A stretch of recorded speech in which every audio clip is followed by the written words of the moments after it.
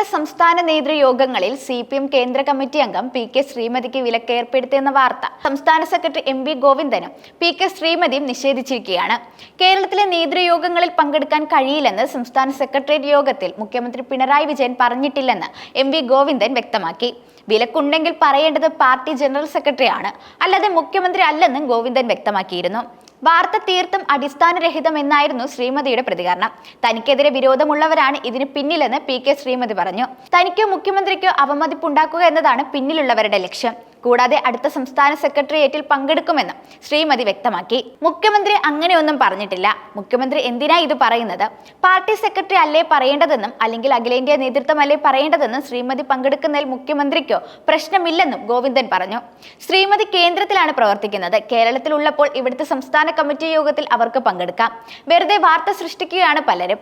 കഴിഞ്ഞ ആഴ്ചയിൽ ശ്രീമതി സംസ്ഥാന കമ്മിറ്റിയിൽ പങ്കെടുത്തിരുന്നു. മറ്റൊരു കാര്യം PK ശ്രീമതി കേരളത്തിലെ കേഡർ അല്ലെന്നുള്ളതാണ്.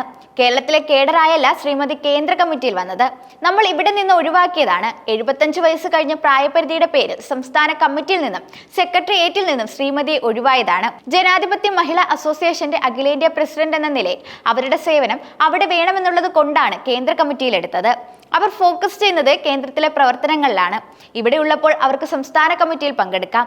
അതിൽ യാതൊരു പ്രശ്നവുമില്ല. സംസ്ഥാന സെക്രട്ടേറിയറ്റിന്റെ പ്രവർത്തനം പാർട്ടിയുടെ ദൈനംദിന പ്രവർത്തനത്തിന്റെ ഭാഗമാണെന്നും MV ഗോവിന്ദൻ പ്രതികരിച്ചിരുന്നു.